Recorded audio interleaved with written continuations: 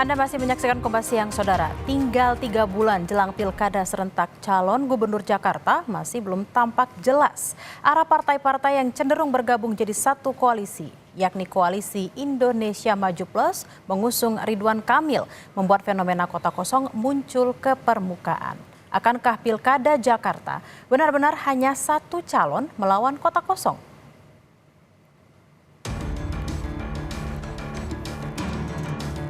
Arah pilkada Jakarta masih belum jelas, walau gelaran tinggal 3 bulan lagi. Satu koalisi yang sudah ajak, yakni Koalisi Indonesia Maju atau KIM, berencana memekatkan koalisinya menjadi KIM Plus.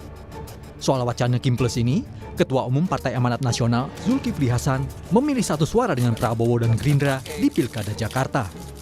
Begitu juga saat ditanya mengenai keputusan KIM yang mengusung Ridwan Kamil di pilkada Jakarta, Zulhas hanya menjawab ikut memimpin. Pemimpin yang dimaksud Zulhas tak lain dan tak bukan adalah Ketua Umum Gerindra, Prabowo Subianto. Ya, kalau koalisi ke pilkada, ya kita ikut pemimpin. Pemimpin kita Pak Prabowo, ya Pak Prabowo. Apa arahan beliau kita ikut pemimpin. Kita ikut Gerindra aja, ya. Ya. Saat ini, Koalisi Indonesia Maju satu suara mengusung mantan Gubernur Jawa Barat, Ridwan Kamil, maju jadi calon Gubernur Jakarta. Soal siapa yang akan mendampingi RK, Ketua Harian Partai Gerindra, Sufmi Dasko Ahmad, meminta publik menunggu. Dasko bilang, Gerindra telah berkomunikasi dengan Partai Nasdem, PKB, P3, hingga Partai Perindo untuk menentukan siapa yang nantinya menjadi pendamping Ridwan Kamil di Pilkada Jakarta. Kemungkinan untuk mendapatkan wakil dari partai koalisi yang sekarang itu KIM Plus itu tentunya ada. Nah, siapa yang kemudian nanti akan dipilih untuk mendampingi Pak Ridwan Kamil, kita tunggu aja, ya mungkin waktunya tidak terlalu lama, sudah bisa disampaikan ke publik. KIM Plus ini. Tunggu sehari 2 hari. Terima kasih. Selain Ridwan Kamil, nama lain yang digadang juga maju di Pilkada Jakarta adalah Anies Baswedan. Namun, kans Anies untuk maju masih belum jelas. Nasdem dan PKB yang sebelumnya menunjukkan dukungan pada Anies, kini malah balik badan dan mesra dengan Koalisi Indonesia Maju.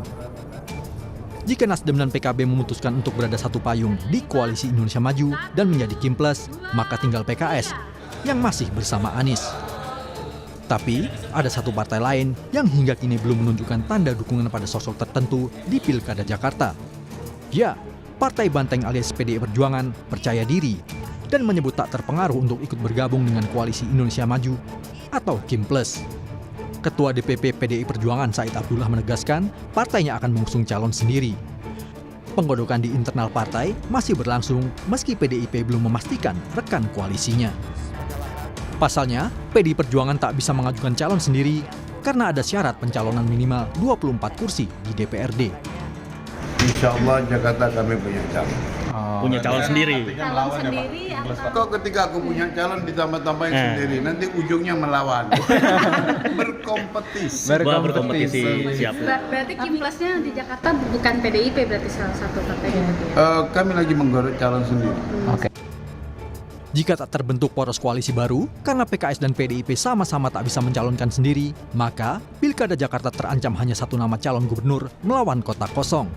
Soal kota kosong, Wakil Ketua Umum Partai Golkar, Ahmad Doli Kurnia bilang, partainya tak punya intensi untuk skenario kota kosong. Golkar, kata Doli, menawarkan kadernya Ridwan Kamil, namun semua tergantung pada tiap partai untuk mau bergabung atau tidak. Alhamdulillah sudah ada secara lisan ya teman-teman Koalisi Indonesia Maju.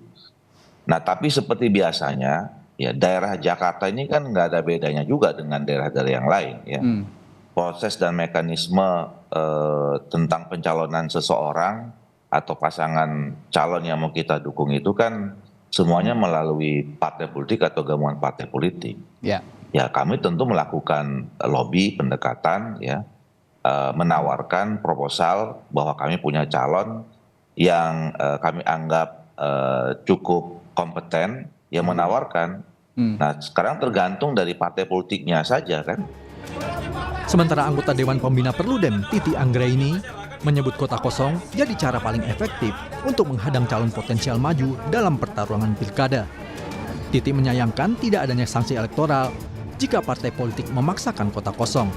Cara paling efektif untuk menghambat calon yang kuat, punya elektabilitas tinggi, disukai oleh rakyat, jangan kasih tiket.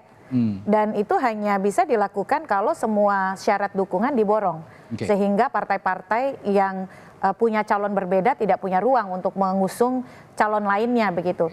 Tapi saya kira terlalu gegabah kalau partai mau calon tunggal di DKI Jakarta, karena DKI Jakarta itu karakternya berbeda dengan daerah lain. Jadi bunuh diri lah.